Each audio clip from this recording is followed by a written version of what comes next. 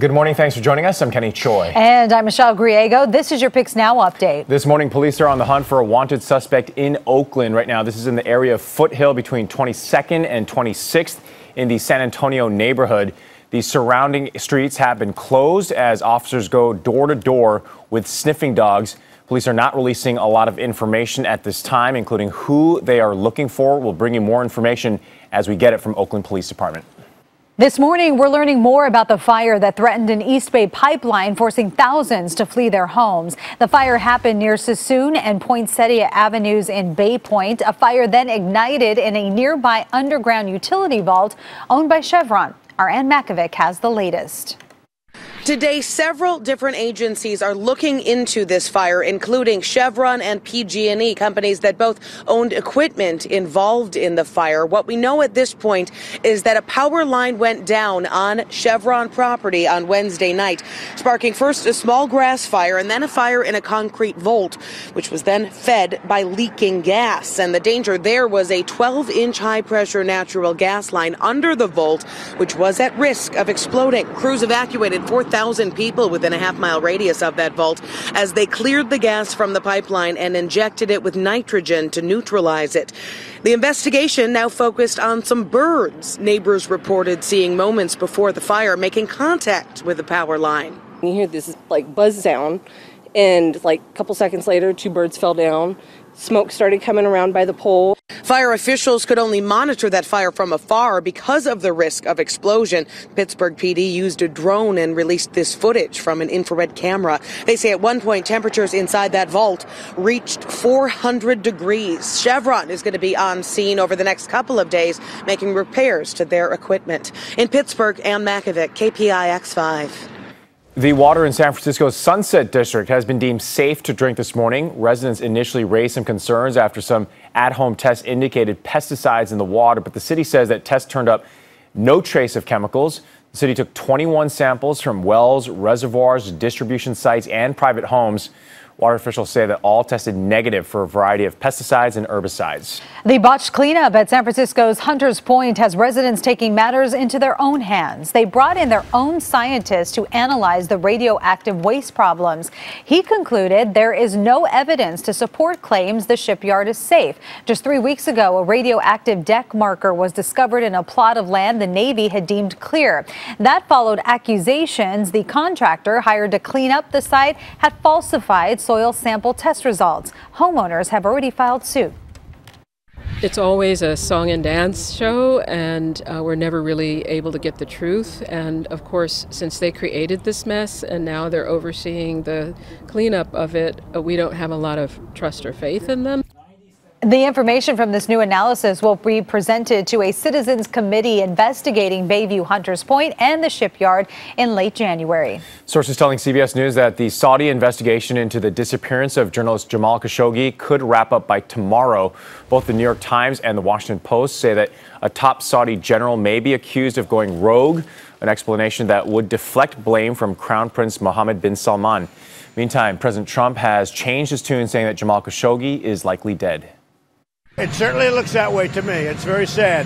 It certainly looks that way. The Washington Post journalist was last seen here entering the Saudi consulate in Istanbul on October 2nd. President Trump is warning of severe consequences for those found responsible for his likely death. The Saudi government has been given a few days to conduct its own investigation. The Committee to Protect Journalists, Amnesty International, Human Rights Watch, and Reporters Without Borders are calling on Turkey to ask the United Nations to launch its own investigation. Major flooding is causing havoc in parts of Texas this morning. Some homes and businesses are already underwater, and now forecasters are predicting more rain. Floodwaters are rising in Lake Travis, about 20 miles outside of Austin. The water is so high that some structures are barely visible. Water authorities did not open additional floodgates on Lake Travis yesterday, and residents are preparing for the worst. The governor has already issued a state disaster declaration, with forecasters predicting more rain throughout the weekend. Mary Lee is here with a check of our weekend forecast. Okay, so we are tracking the fog along the coast and parts of the bay, and you can see this on our live camera this morning. And this is in our Transamerica cam looking north, and you can see the fog out there. Earlier, you could see Coit Tower, not so much right now. Now let's show you what you can expect as we are looking at sunshine as we head through the afternoon with above average temperatures, and sunshine as we head through the weekend with the warmer day on Saturday. So here is the satellite and radar view. That ridge of high pressure will actually build in, and that means weaker onshore flow. Temperatures will be rising today, especially for tomorrow. So above average temps, we're looking at mid 70s in San Francisco, mid to upper 70s in Oakland, low 80s Fremont, as well as for San Jose, 83 for a high in Concord, mid 80s from Livermore, Fairfield, as well as for Santa Rosa. Here is that 5-day forecast. We warm up even more, especially inland tomorrow, mid to upper 80s inland with plenty of sun, mid 70s for the bay and mid 60s for the coast tomorrow. Still plenty of sunshine for Sunday, and then cooler by next week. Back to you. Bay Area fans of Hamilton getting another shot. The hit musical is returning to San Francisco. Tickets go on sale on Monday morning for its upcoming run at the Orpheum Theater. Performances will run from February 12th till September 8th. Tickets will start at $111 all the way up to $686. But a select number of $10 seats will also be available by lottery. First of its kind meeting just in time for Halloween. Some folks in Arizona say get ready for zombies. Yeah, zombies. Starting today, Arizona State University will be hosting the so-called Zombie Apocalypse Medicine Meeting. It's a 3-day event where researchers and scientists from across the globe share their studies on how to beat a zombie apocalypse. And organizers say this is serious. They believe some people might already be zombies and they don't even know it.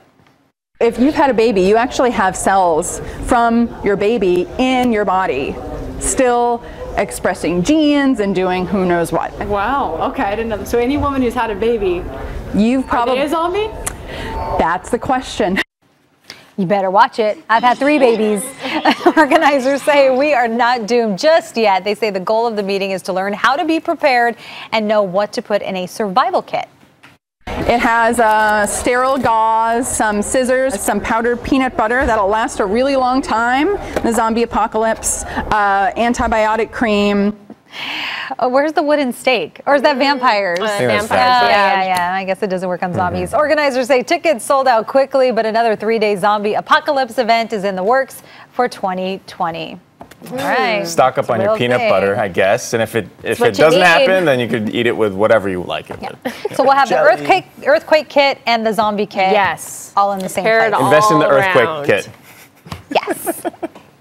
There you go. Zombie kit. Yeah. We are going to be back with another update at the top of the hour. You could always watch and listen to us on your Google Home and Amazon Echo device. Pix Now News is sponsored by Chevron, proud to support STEM education in the Bay Area.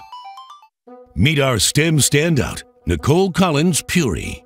TechBridge Girls is focusing on exciting, educating, and equipping girls to really see STEM as a vehicle to economic mobility and better life's chances. We're creating an environment that says, we see you, we hear you, and we understand your journey. Chevron and KPIX 5 teaming up to support STEM education in the Bay Area.